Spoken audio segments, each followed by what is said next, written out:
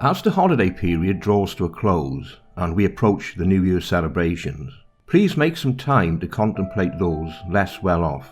We have all witnessed the trauma suffered by some of our friends, families, neighbours and work colleagues. I am, of course, referring to those we love who have been affected by Brexit Derangement Syndrome, sometimes known as Brexit Anxiety Syndrome. There cannot be a family untouched by the pernicious and devastating effects wrought by this most distressing condition.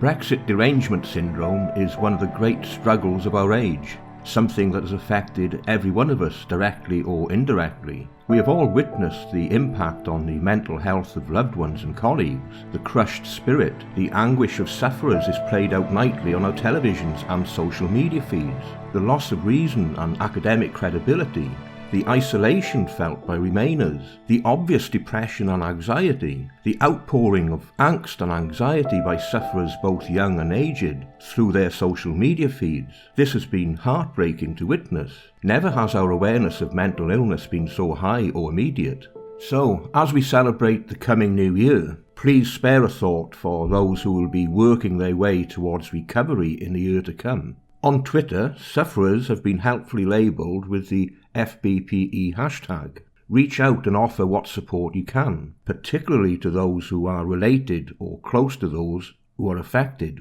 Thank you.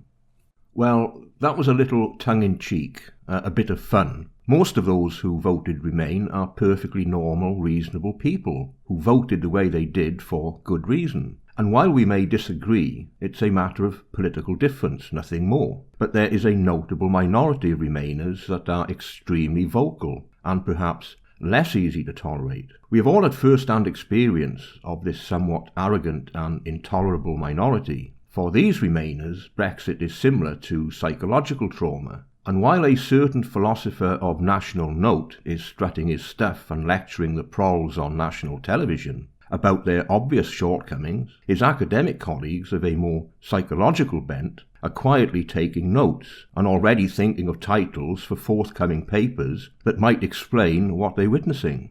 The term Brexit Anxiety Disorder is already being discussed in academia. Dr. Philip Corr, Professor of Psychology at the University of London, and Dr. Simon Stewart, a clinical psychologist, in a recent article on Politico, stated that some Remainers are acting no differently to what psychologists would expect from those suffering from chronic anxiety caused by loss of control and insecurity. Corr and Stewart went on to say that there are common psychological threads running through the train of emotions many Remainers are feeling. At the core lay questions of identity, power and uncertainty.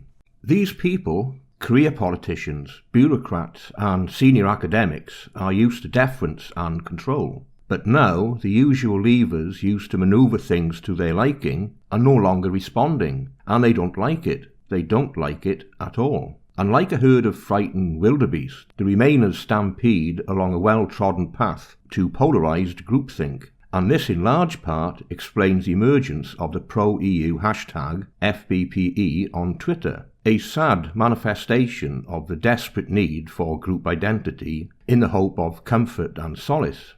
The use of the FBPE hashtag is an obvious sign that the individual is suffering from chronic Brexit anxiety disorder. There are, of course, other signs to look out for. Are you, for instance, A.C.Grayling? If you're A.C.Grayling, the tormented philosopher and wild-haired anti-Brexit campaigner, there is a strong possibility that you're suffering from Brexit anxiety and spend every day pumping out increasingly unhinged anti-Brexit diatribes. For instance, labelling some Brexiteers as vermin, seeking a general strike to oppose Brexit, conspiring with the equally unhinged European autocrat Verhofstadt against the nation's best interests. It is really something to behold, and a testament to the pernicious nature of the syndrome, when a philosopher who has published many works on reason has in effect gone alt-reality. Another equally visible indicator of Brexit Anxiety Syndrome is the irresistible urge to wrap yourself in the flag of the EU, or wear EU-themed fancy dress and prance or dance around in public, or spend all your free time outside the Palace of Westminster holding up placards in the hope of being captured by news cameras and your condition broadcast to the nation.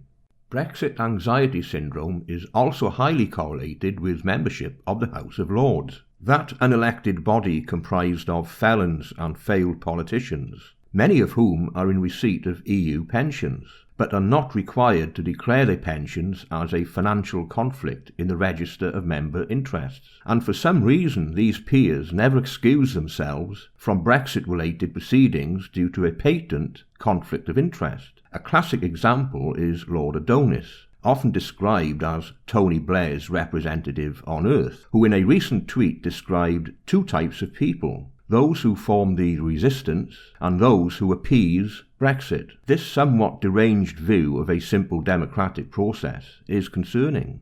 Even YouTubers are not immune from the collective hysteria. Thunderfoot, Dr. Phil Mason has succumbed to the pernicious malady and issues ill-considered and often factually incorrect anti-Brexit missives on Twitter. These tweets read like the product of some New Age Nostradamus. If only Brexiteers were even a third as smart as he, we wouldn't have this mess in the first place. This seems to be his considered opinion. The arrogance is striking. It is displayed with absolutely no self-awareness. There is no empathy here. Like many who hold similar views, Brexiteers are perceived as knuckle-draggers, bigots and fools. The outcome of the referendum is nothing other than an insult to reason, seems to be his learned opinion. If Grayling, Mason and Adonis confined their often vicious diatribes to the political issues, that would be irksome enough given the clear outcome of the referendum. But it is worse than that, because they toy with the precepts of democracy itself. There can be no doubt that if given the option, they would simply overturn or set aside the referendum. Grayling in particular seems to subscribe to the Platonic notion that while democracy is tolerable, it is not for the plebeian. This contempt for our democratic process is both reckless and dangerous. They seem incapable of seeing past their own frustration and have a single short-term ambition. They are incapable of anticipating the consequences that would follow if they were in any way successful. The reason for this seems simple. They do not care for democracy. They are fixated on a larger political objective, the federation of European states. The welfare of national democracy is a parochial issue as far as they're concerned, and so it can be cast aside in pursuit of their own utopian vision. These Remainers, the politicians, scientists, senior civil servants, and would-be philosopher kings actively work towards the worst possible outcome for the UK in the hope of rescuing their European dream. The democratic catastrophe that would inevitably follow from their success would be blamed on the people's own foolishness and ignorance.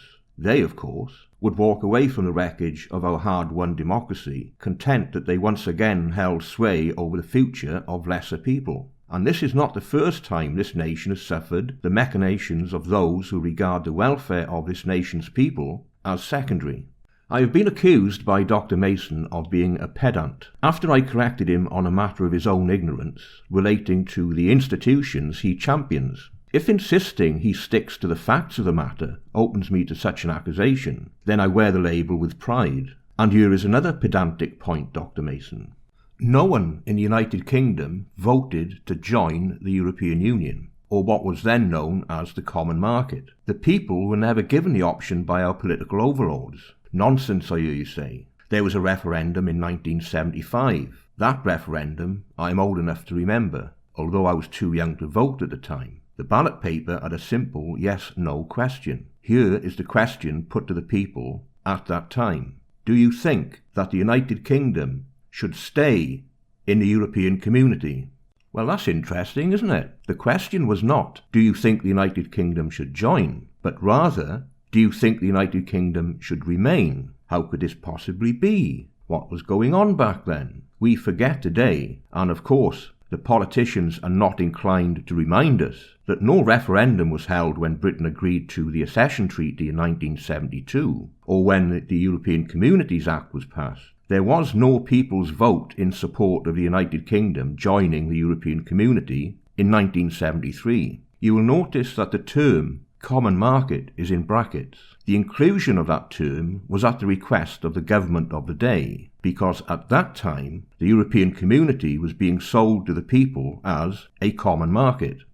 It was only later that the government was forced to hold a referendum on continued membership, sold primarily as a trading relationship with other European states, a common market. The people were voting in relation to a fait accompli. Worse, they had been misdirected by their own government in relation to the true nature of the political project they were being asked to decide on. When you review the debates and arguments made at the time, they mirror almost exactly, and sometimes word for word, the arguments made today in favour of continued membership. The only difference is that the people have had 40 years' experience of the institutions and can now clearly see the direction in which the European Union is heading, and they don't much like it.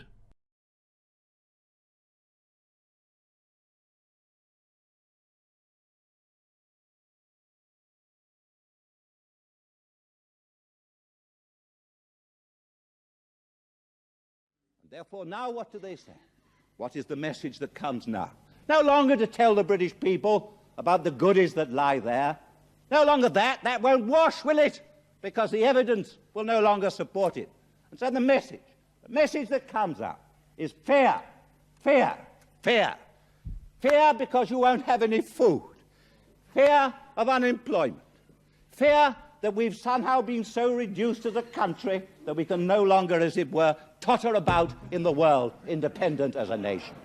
And a constant attrition of our morale, a constant attempt to tell us that what we have, and what we have is not only our own achievement, but what generations of Englishmen have helped us to achieve, is not worth a damn. The kind of laughter that greeted the early references that I made, that what was involved was the transfer of the whole of our democratic system to others. Not a damn. Well, I tell you, what we now have to face in Britain, what the whole argument is about, now that the fraud and the promise has been exposed, what it's about is basically the morale and the self-confidence of our people. We can shape our future. We are 55 million people. If you look around the world today, I listened to Gough Whitlam and his 14 million Australians, and he trades heavily with Japan. I'm very fond of the Australians. But do you think he's going to enter into a relationship with Japan, which gives Japan the right to make the laws in Australia? Do you think Canada, 22 million of them, and to the south, a great and friendly nation? Yes, they are. But do you think Canada is going to allow its laws to be written by the 200 million people in some union in America? No, of course not. The whole thing is an absurdity, and therefore I urge you to reject it. I urge you to say no to this motion, and I urge the whole British country to say no on Thursday in the referendum.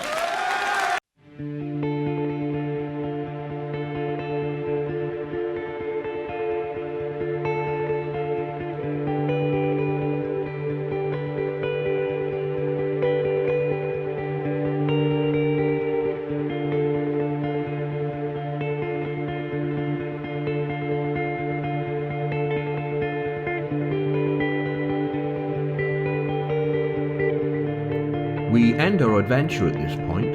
I hope you found something of interest in this video. If you would like to support my channel, I now have a Patreon page. If you're unable to support my work through Patreon, then you can share, like, or comment. It's all good. Thank you for watching.